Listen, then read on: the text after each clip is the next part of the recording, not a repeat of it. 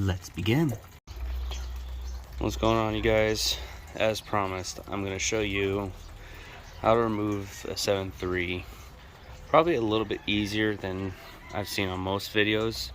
The removing of the 7.3 was my most popular video, so I'm going to do a better version on how to remove it. So right now, I've got the oil drained out, draining out the coolant.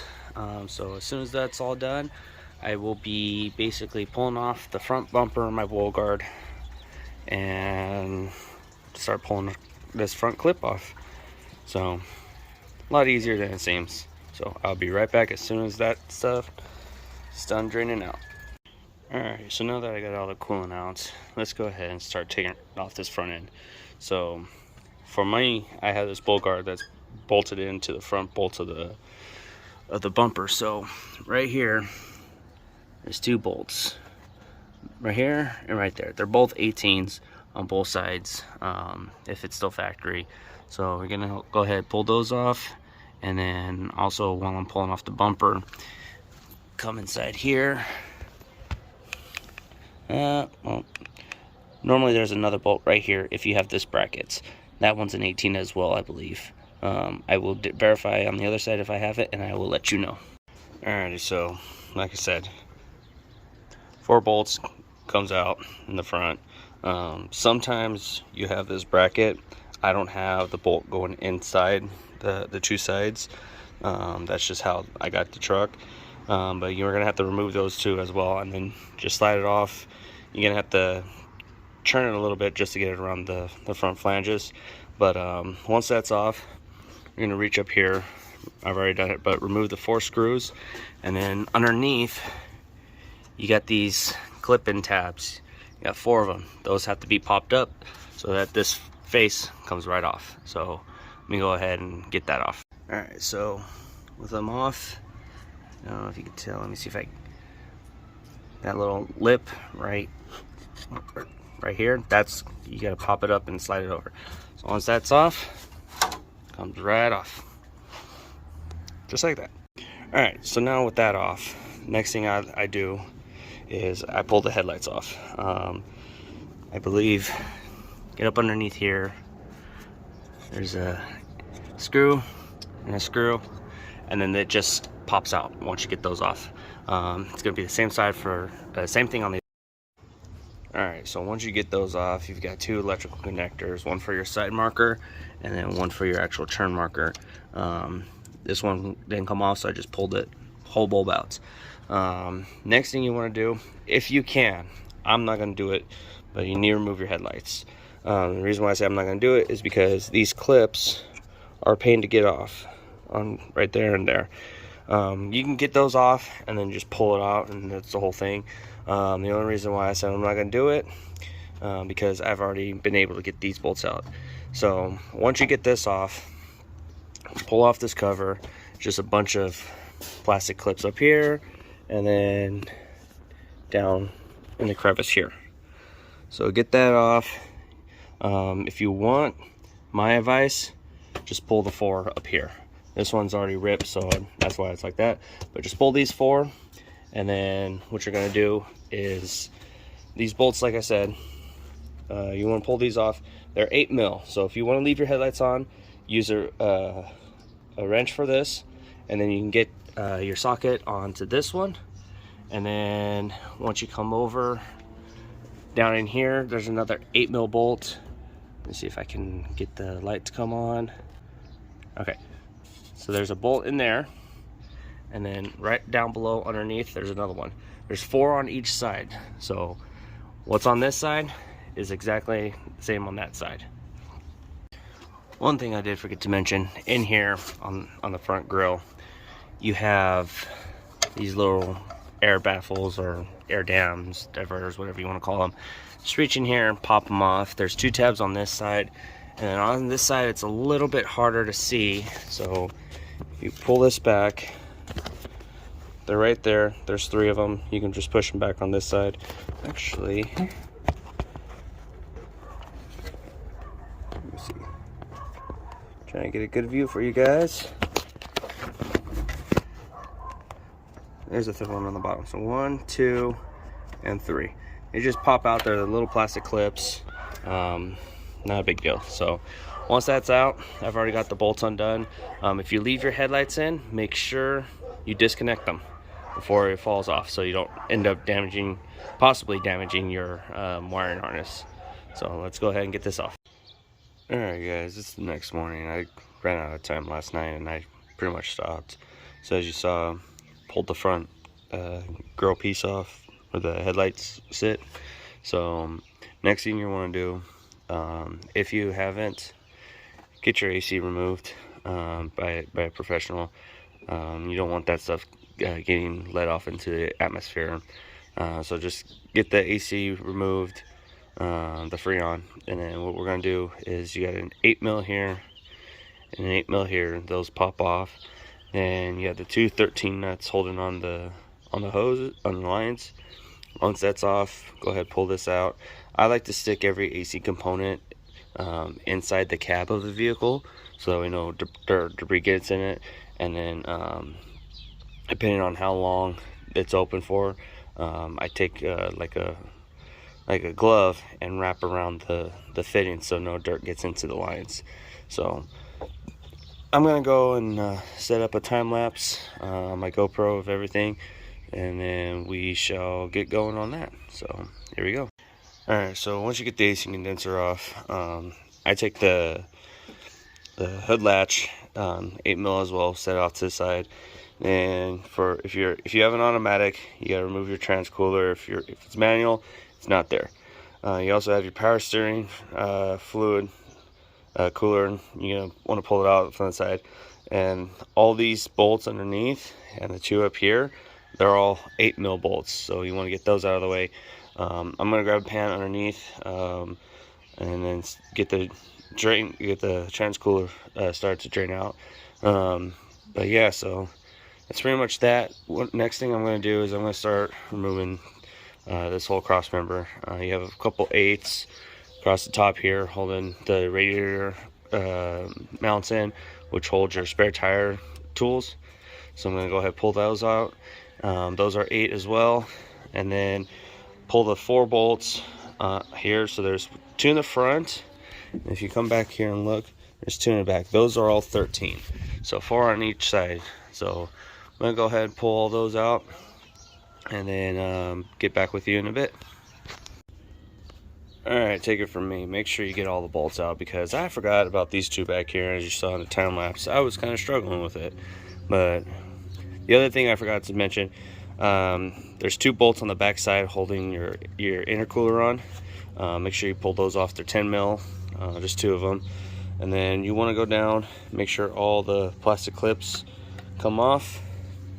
There, got a couple of them that are already busted off, but once you get those out of the way, it's really easy to get everything out. It's basically just making a lot of room. On the top portion, I forgot there's 1 more 8mm holding the reservoir on, so make sure you grab that. Still early for me, so I'm gonna probably forget little things here or there, but as long as I go around and show you guys, we should be good. So like I said, I'm gonna go ahead and undo this. Next thing I'm gonna pull out would be the intercooler. So you look down, you have this clamp right here. It's an 11 holding it in. I'm gonna get this cooler off. So you have these 2 8mm here. Like I said, the one up here, 1 hose, and then I like undoing the hose right here instead of going down below. It's easier for me to take it off from there. So I'm gonna pull that off, get this clamp off, and then on the other side, there they are. So it's an 11 too, but what I'm gonna do is I'm gonna pull the air box out, get if it's factory, it's an 8, pull that off, pull the whole box out.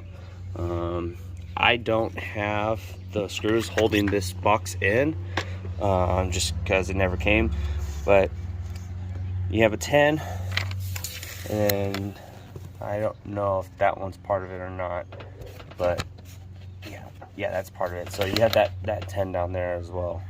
So you have just those, and then also on the back side too, you have this electrical connector right here. So you're just gonna reach in here, pop it off, just like that. And then that's pretty much it. So let me go ahead, like I said, get the air box, get the intercooler out of the way, and then we will start going on about getting everything else off. So I'll be right back. Okay, so I just realized that GoPro doing the time lapse was not even recording, so now we're starting the time lapse. Okay, so I just moved the intercooler out of the way. Like I said, once everything's all drained out, go ahead and pop this off. Don't forget your upper radiator hose, and we'll go ahead and get this out, and we'll be right back.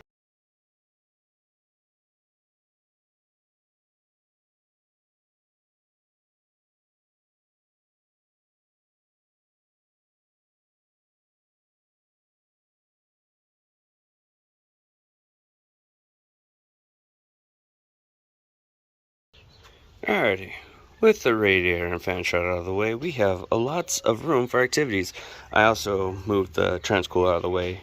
I'm not going to remove the power steering, just due to the fact that I'm just going to get in here and I'm just going to unbolt this bracket after I get the belt and everything off, and then just pop the power steering. Actually, scratch, yeah, never mind. Yeah, so I'm just going to get in here, pop this bracket off, and just set the whole power steering pump off to the side, because I don't want to have to drain it out. Then I'm going to have to bleed the gearbox, bleed the hydro boost, and I just don't have the time nor want to do it. So like I said, I'm just going to fucking pop that right off to the side and let her be. So basically, the other thing I found was that gasket right there has been leaking a while. So I am actually going to go and replace that gasket while I'm in here too. Not that big of a deal. You just take the 2 bolts off for the fuel bowl, and then bolt, bolt, bolt, bolt, bolt. This whole top piece comes off. You don't need to remove these little ones unless this gasket in here is leaking. But as you can see, that gasket down there is leaking. So I'm going to go ahead and change it while I'm in there. So honestly, next thing I'm going to do is just, I'm going to do it off camera, but remove the charge pipes, remove the belt. Like I said, the fan's going to stay on. I don't know if I may go and get that tool to remove it or not. We'll see. Alternator's coming off. Okay, so for the compressor, the only thing I'm going to do is I'm going to disconnect the bolt from back here, and then just move the whole AC line up out of the way. I probably might separate it so that way this one's not hanging, and then I'll just unbolt the 1 bolt from the accumulator right there. So yeah, that's what I'll do. I'll just unbolt it from here, unbolt there, just pop the AC compressor, leave that off. Just try to make it easier for myself and make it easier for you guys. But like I said, get the front accessories off, the intake. I will be going over how to get that turbo out as well, if you guys haven't done it. Wiring harness, everything's going to come out from it. So I'm just going to try and get this taken care of. I kind of want to get my truck done by Monday before it gets too hot. I mean, if you guys can tell, it's a rarity in Southern California in the middle of May to have clouds, and it'd be 75 degrees today. So let me go ahead, get back into it before it gets too hot out here, and I will be right back. Alright, so I'm doing it a little bit differently. Change of plans halfway through. I'm not going to remove my entire wiring harness. It's going to come out with me as long as you get the main bolt connector off here, and then this battery cable. I believe this runs from the back of the alternator back over to this block over here, which is a 14 for me to pull off. I don't know why it's a 14, but that's what it is to pull it off. Just pull it off, wrap it out from underneath. I'm gonna remove the hoses from back there. I'm having a hard time getting this one off. I don't remember how the fuck I was able to get it on, but at least I know it ain't freaking slipping off. So pulled the other side off because I was planning on taking everything off, but I'll just leave it like that for now. So for the turbo, this is where, if you haven't pulled your turbo off, or you don't know if it's been pulled off in a long time, it's going to be a pain. You have this bolt for your downpipe off the back of your turbo. Just go ahead, pull that off. I believe this one may be a 12. Let me verify real quick. No, okay, so that's an 11. Yeah, that's an 11. Deep socket 11, you get on there. You also have an 11 back here on this bolt. This is the one that a lot of people have a hard time getting to, because the way Ford clocked it, I know when I pulled mine off, it was down below, so it's very hard to get to. You're basically contorting yourself on this side of the motor to reach back to get it. That's the clamp for your up pipes to go into the turbo. Another thing I don't have on here is my exhaust back pressure valve. When I rebuilt the motor, I deleted that. But if you still have your exhaust back pressure valve, underneath there'll be a little clip that you just have to push down and pull out of the way, and the rod will fall down, and then you'll be able to remove the turbo with these two bolts. I believe these ones, I'm not sure if I replaced them. Yeah, so I replaced them when I did the swap. So for me, mine's a 14. I think the factory was a 13. So I just replaced those because I didn't want it to jump off the pedestal and start leaking. But another thing is if you're gonna remove your pedestal with your exhaust back pressure valve installed, you'll have a sensor down here. It's just a little clip that you pull back, and then the clip falls out. But that's all that it is. I'm not going to remove my crossover lines because I still have oil in the rails. So let me go ahead and I'm going to knock this off, get that out, get the turbo off, and then we'll get underneath and start pulling everything else off from underneath, like the mounts, and then start removing the transmission bell housing bolts. So I'll be right back.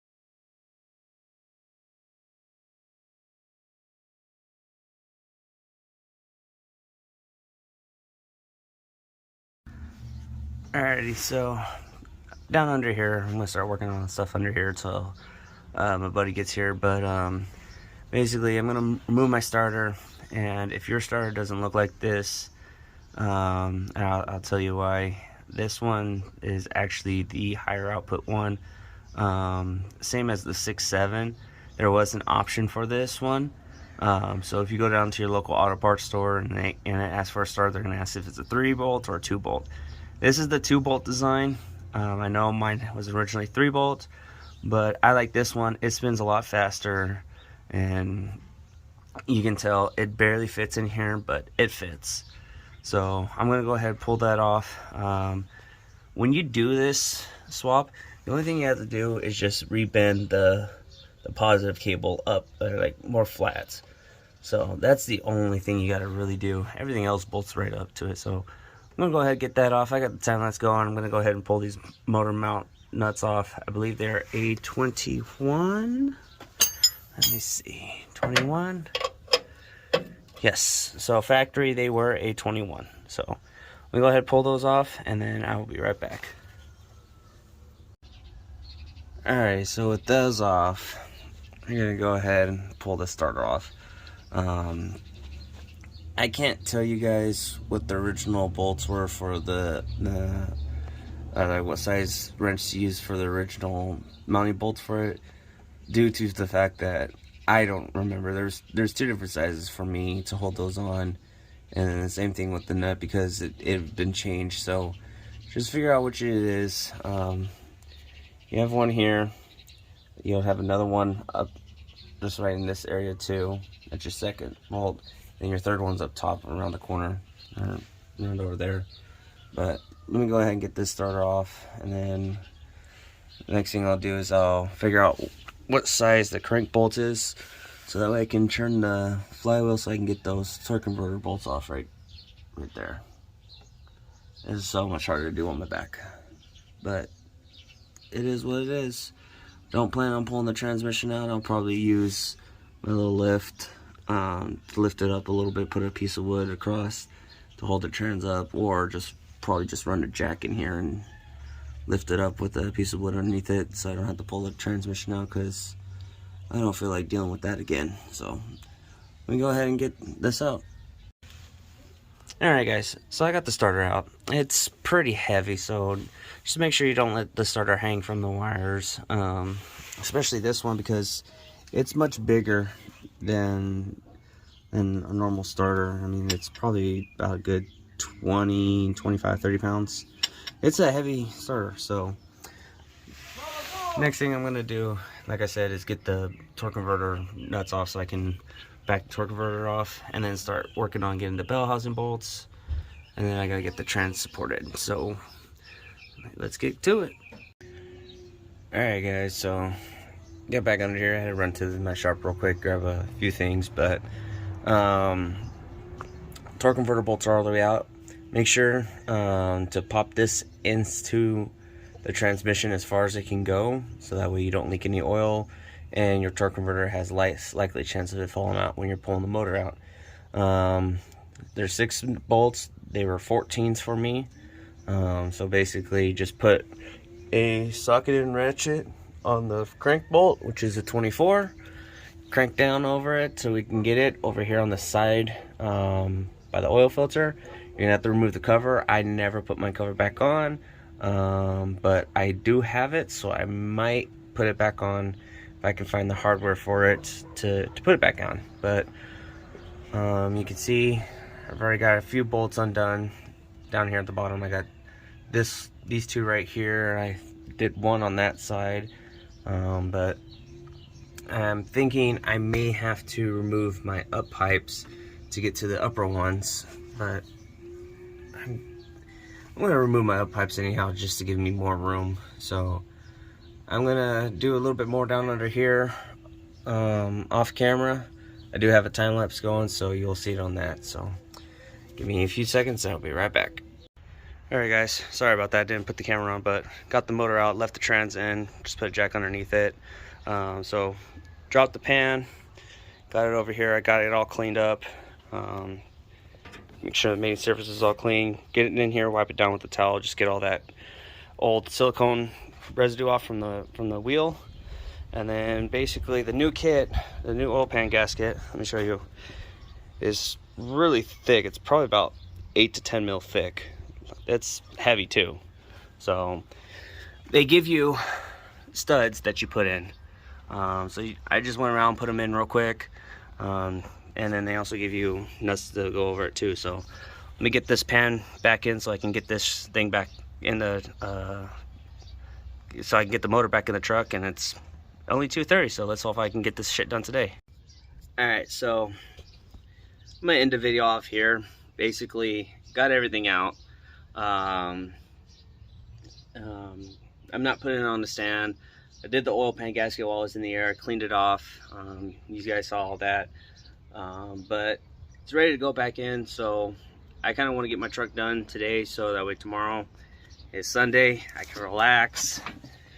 And if I have to do anything on it, it'll be just like little minor stuff, like the front grille, oil, all that stuff. So like I said, I'm gonna end off the video here. It's kind of hot, I'm tired, and take a quick break, and then that's it. But other than that, I hope this one was a little bit more informational. I know like towards the end I was kind of not on the camera pulling it out, but it's 6 19mm head bolts that you got to pull off the timing, off the transmission bell housing, and then make sure you just get the transmission supported when you pull it out. Make it a lot easier.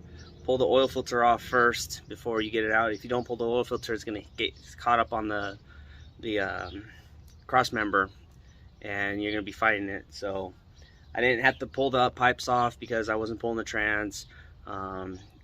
If you get to where the up pipe is stuck in underneath the cowl, what I did was I got on top of the radiator support and actually pushed down on the front of the motor to lift the back end of the motor up a little bit, so the pan can come up and over and slide out, and then the back will pivot down and you can just pull it out the rest of your way. So same procedure, putting it back in. Just make sure before you start tightening up every bolt on the transmission bell housing, all the bolts go in, hand thread 3, 4, 5 turns, and then you can go ahead and tighten them down however your choice is, where you're utilizing a lift and you can use an impact gun to zip them in, or wrench, ratchet, whatever. Just make sure they're good and tight. As long as you don't move the crankshaft or the torque converter studs will go right back in. Maybe a little bit of shimmying to get them lined back up, but they should stay right in the same spot. I'm just trying to figure out everything else that I need, but other than that, I hope this video was a lot better than the first 7.3 removal video. Let me know what you guys think of it. If you guys want to see, I'm going to be pulling the motor out of my 92 Ford Ranger, and I got it halfway torn apart already, but if you guys want to see that video, let me know. Other than that, I'm going to take a quick break, clean up a little bit, have some lunch, wait for my neighbor to get back to help me throw it in, and then go ahead and throw it back in. So hope you guys enjoyed the video. I will see you on the next one. Peace.